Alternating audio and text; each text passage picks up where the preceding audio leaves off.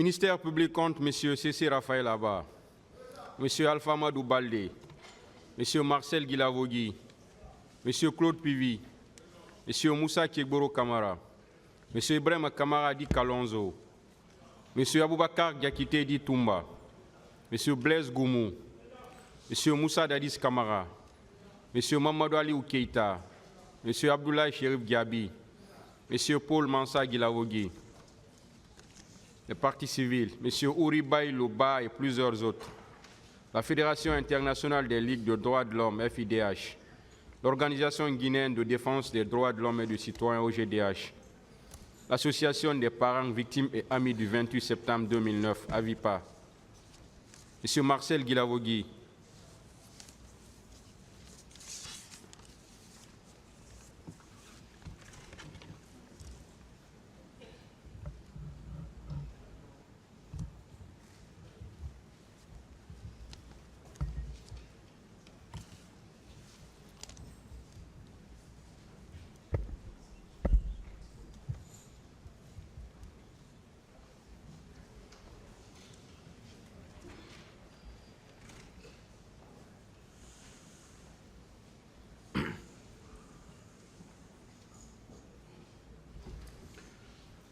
la défense, la parole pour les questions. Merci, Monsieur le Président, de nous d'avoir donné la parole. Monsieur Guilavogui, bonjour. Bonjour. J'aimerais vous poser quelques questions de précision. Lors de votre première comparution, et maintenant, vous avez changé d'accoutrement. Maintenant, vous venez avec les chapelets et autres. Qu'est-ce qui a changé? Votre habillement. Maintenant, vous venez en boubou et avec le chapelet. Avant, ce n'était pas ça. Qu'est-ce qui a changé chez vous? Rien n'a changé chez moi. D'accord. Mais vous reconnaissez au moins que vous ne veniez pas avec le chapelet. C'est vous qui le dites, moi je suis chrétien. D'accord. Ok. Et je prêche la parole de Dieu. Ok, d'accord. Alors, beaucoup de questions vous ont été posées relativement à votre première comparution et à la reprise de parole que vous aviez eu à faire. Vous avez expliqué que c'était en fait une stratégie pour vous. Qu'est-ce qui a motivé l'adoption de cette stratégie pour vous? Qu'est-ce qui a motivé cela? J'ai beaucoup expliqué mon silence. J'ai expliqué ça le premier jour et durant les 3 jours passés aussi, je l'ai expliqué. Je crois que c'est largement suffisant. Non seulement c'est une stratégie, c'était aussi pour ma propre vie. D'accord. J'ai expliqué ça aussi. Donc, j'étais là. Ok.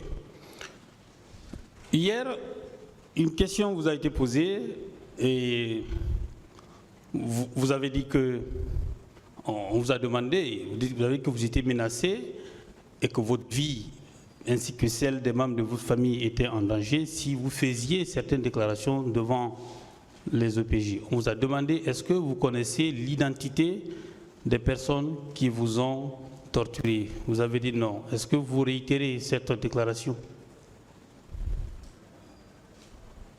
La déclaration selon laquelle vous ne connaissez pas l'identité de ceux qui vous ont torturé. Je ne connais pas le nom. Très bien. Au moment où on vous torturait, qui dirigeait la transition? Je fus arrêté le 31 mars 2010. 31 mars 2010. Qui dirigeait la transition à l'époque, en ce moment précis? Bon, c'était la veille, hein, presque, c'était au moment, ça faisait même pas 2 mois que le président Moussa Dadis était à Ouaga. D'accord. Vous avez dit tout à l'heure que vous aviez décidé de garder le silence. Et après, vous avez changé de stratégie. Mais moi, je considère que vous n'avez pas gardé le silence parce que vous avez fait des déclarations. Vous avez fait des déclarations ici, lors de votre première comparution, selon lesquelles tous les proches du président Dadis alors, ou des personnes supposées être ses proches, étaient tous traqués. Donc vous vous rappelez, est-ce que vous vous rappelez de cette déclaration? Je ne commenterai plus cette déclaration parce que c'était une stratégie de façon. D'accord, il n'y a pas de problème. Donc on retient que le capitaine Dadis n'était pas au pouvoir en ce moment-là et que ses proches étaient traqués, tout comme vous. Alors, Monsieur Marcel, pendant que vous étiez, quand vous avez été interrogé par le magistrat instructeur, est-ce que à l'époque, en ce moment-là, le capitaine Dadis était au pouvoir? Il n'était pas au pouvoir, mais il était aux aguets. D'accord. Qui était au pouvoir? Je ne sais pas. Il était aux aguets, comment? Expliquez. Aguets, ça veut dire quoi? Aguets, il était là. Il était là parce qu'il avait il y avait ses hommes au pouvoir. Comme qui? Le colonel Tegbro était là. D'accord. Mais qui est inculpé, hein? Le général Baldé était là, c'est son ami. C'est lui qui l'a fait venir d'Haïti. Oui. C'est le parachuté du pouvoir. Il était au haut commandement de la gendarmerie. Ah d'accord. Alors. D'accord.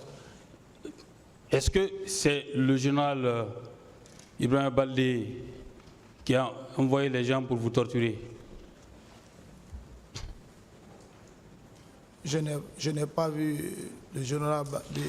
Donc vous ne pouvez pas supposer simplement parce que c'est le plan de risque qu'il a envoyé et qui. On peut rester dans son bureau et ordonner des choses sans qu'on ne te voie. D'accord, ça veut dire que vous l'accusez simplement le fait d'être proche du président Dadis, qu'il pourrait qu'il pourrait faire quoi que ce soit contre vous si vous faisiez quoi que ce soit. C'est vous qui partez sur ce tapis, vous pouvez en le dire ainsi. D'accord.